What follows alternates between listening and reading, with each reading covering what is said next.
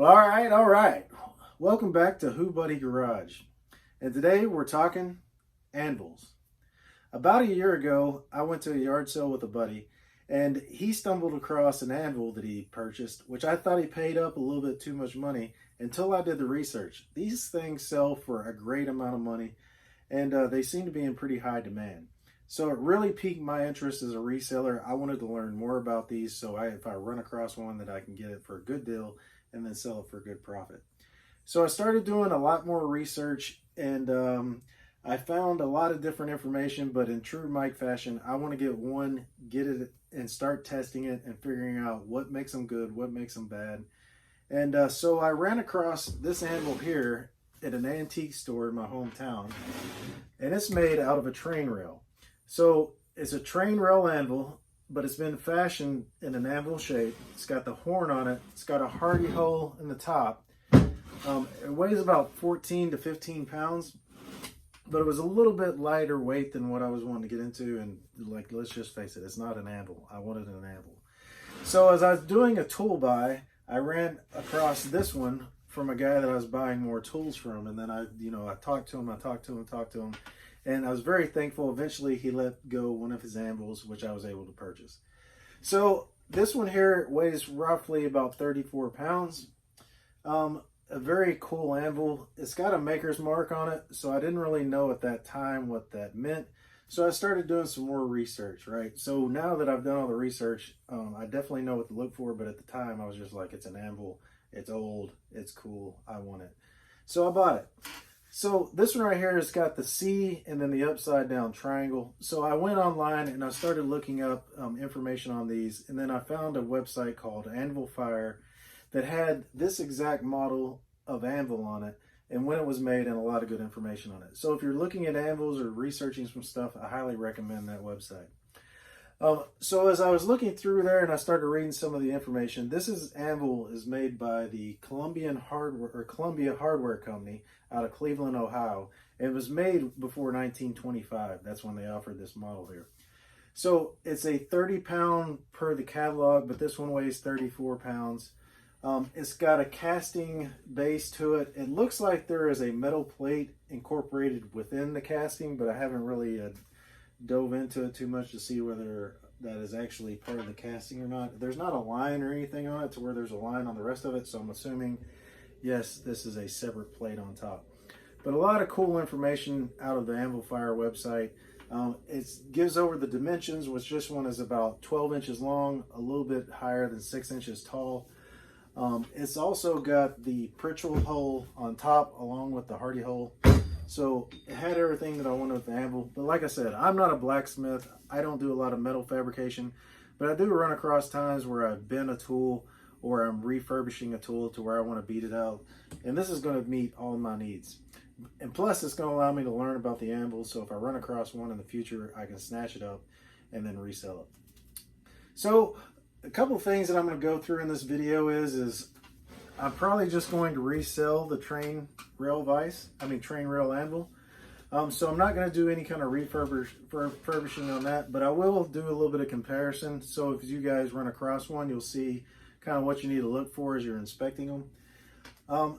But on the other anvil that I have, the Columbia anvil, I'm actually going to hit it with a grinder, get it all straightened up. I'll check out the surfaces and stuff and actually inspect it with you guys. So I'll be able to see exactly what I want to do with it. There's a few areas of concern in here. I watched a lot of videos on people that were, like if they have a problem with the plate on top, anything like that, they actually build it up with a weld and then resurface it. But hopefully I won't have to get into that, but if I need to, I'll have to do what I have to do. So as I mentioned before, I'm going to go through the inspection of each one of these anvils. I'll show you guys what I'm going to do to clean them up. And then I want to talk through some of the specific stuff that you do whenever you find one, to make sure you test it out before you actually pay it, because they are pretty expensive. And before you leave the deal, you want to know what you bought and make sure it is exactly what you think it is, because there's a little kind of hidden things in there that I didn't realize until I watched a lot of videos. So stick around and watch. All right, so let's check out the Columbia anvil that I got. So as I mentioned before, it is cast. You can see the casting line coming through there. But other than that, it's pretty dirty.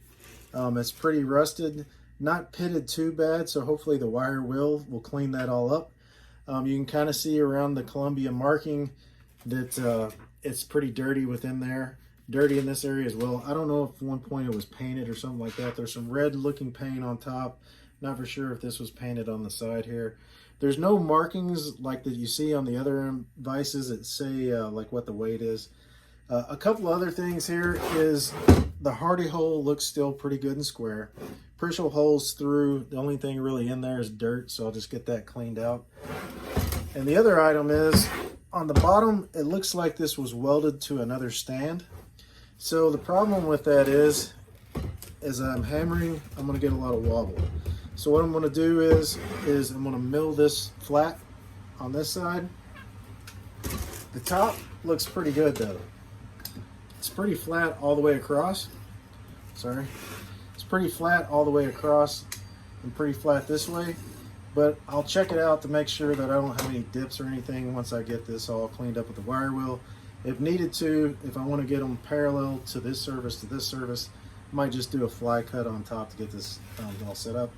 The step on it looks pretty good. The horn looks pretty good on it. Everything else is, you know, just cosmetic. So I'm going to get it cleaned up and get it all ready to use. Once I'm done, I'm not for sure if I'm going to mount this on like a piece of wood or a 4x4, or not a 4x4, but like an 8x8 or something like that to keep it steady, or whether I'll just do a bench mount. But definitely want to put it on a stand that's going to make it pretty secure, because I don't want this thing rocking when I'm actually hammering on something. So next step, I'm going to do the cleaning and talk to you a little bit about the testing. So if you're paying close attention, which is at the 6-minute mark, and most people only watch 2 minutes of my video, so if you are, thank you for continually watching at this point. But if you're paying attention right now, you're going to notice that the anvil on the left, it looks like it's a little bit further along than it was previously in the other part of this video. I ran out of space on my camera, so I had to delete a file, and I deleted the wrong one, so now I'm re-recording this at a later time. But right now, I want to talk to you about inspections that you want to do prior to purchasing your anvil. So there's really 3 or 4 different inspections that I want to do. Obviously, the first one is the visual inspection. Are all the feet there? Do you have any cracks in there? Is there anything that you're going to need to repair it so the anvil can be functional? If you have welding and machining capability, maybe that's not a big deal for you. If not, then you're going to have to pay a significant amount of money to be able to get this thing to where it needs to be so you can use it. If everything looks good, then the next step is getting a square or some sort of straight edge, and then you want to start checking the flatness from front to back. A lot of times on older anvils, they may have worked it too much in the middle, so you might have a valley in that specific area where they worked it a lot. So you might have to weld it back up and then machine it back down to get that flat. Another thing is they may have worked it more on the front or more on the back, so it may be higher in the back than the front. So this one right here looks pretty good from front to back. There's a little bit of excess or more use on the front end, but no big deal there.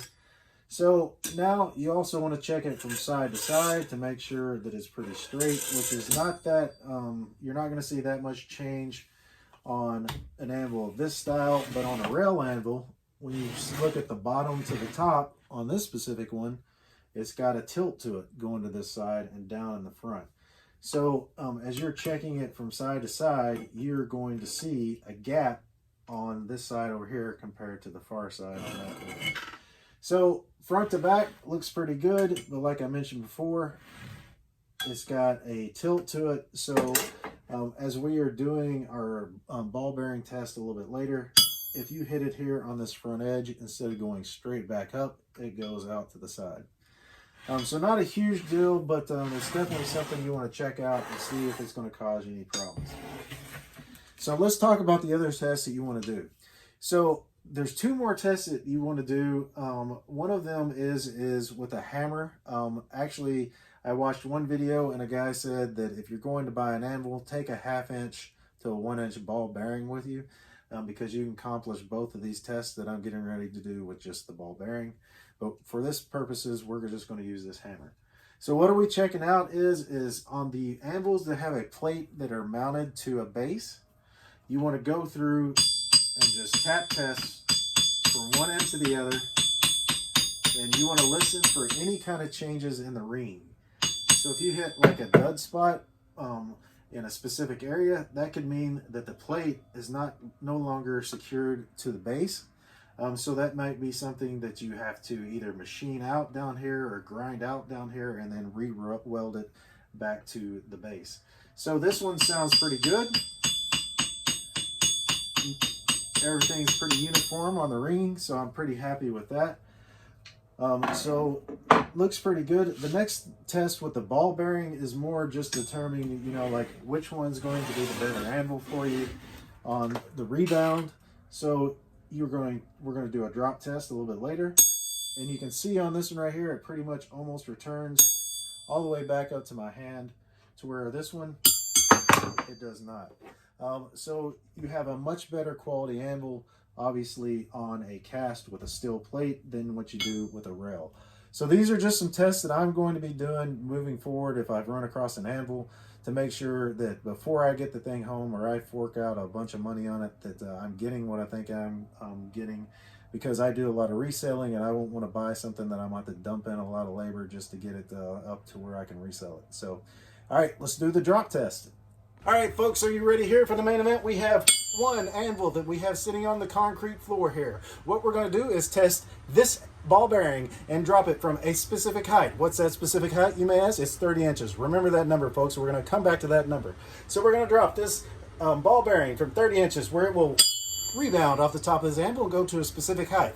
How are we going to measure that height? How, you may ask? Well, we have a white background, so you will be able to visually see this ball bearing dropping and rebounding. And then from there, we will measure it using this yardstick that you see here behind me. It is set up level with the top surface of this anvil, and then we're going to consistently drop this ball bearing from what height? Do you remember what height?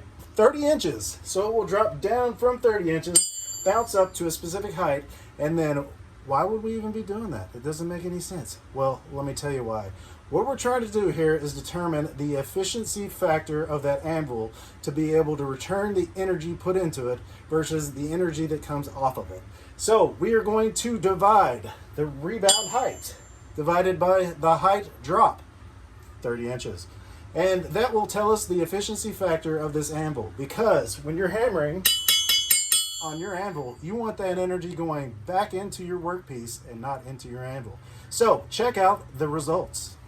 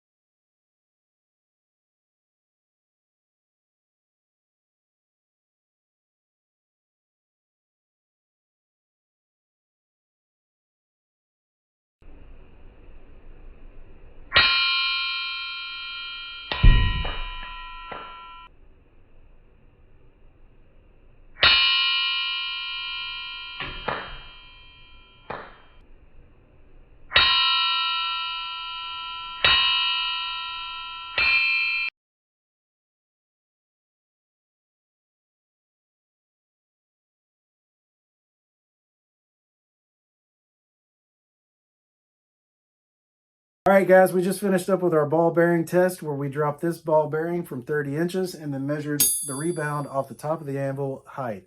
What we did was we did 3 to 4 drops per anvil at 30 inches and then come up with the average. We took that average and then divided it by what we consider as our input, which is the 30 inches, right?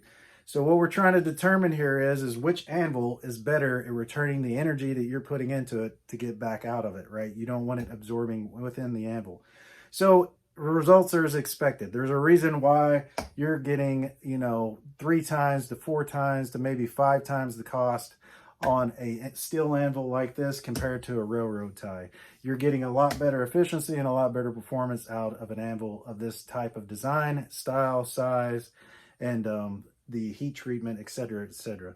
But if it's a cheapie you're looking for, you can get good performance based off of whatever you want to do. If you're doing blacksmithing, obviously, 10 times more than I do on this subject, and know probably a little bit more about anvils. I was pretty happy with the results. This was giving me like a big understanding of like, if I'm out there and this thing doesn't have a trademark or a maker's mark on it, I can take a ball bearing and say, okay, let's go check this thing out before I spend, a couple $100 on it to make sure it's exactly what I want to need.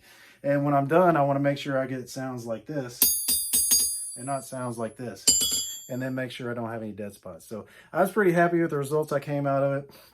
Hopefully you guys picked up some tips along the way through this video here. I know it was kind of long, and I had a lot of times where I was just running my job, but I think there's a lot of good data. I learned a lot from it. Hopefully you do too. So if you liked what you saw, subscribe to the channel. Give me a thumbs up. If you have any better ways for testing, any better ways for cleaning up or maintaining anvils, leave me a comment down below. If you hate what I'm doing, leave me a comment, because I'd like to get some feedback to see whether I'm kind of in line with what people would like to see.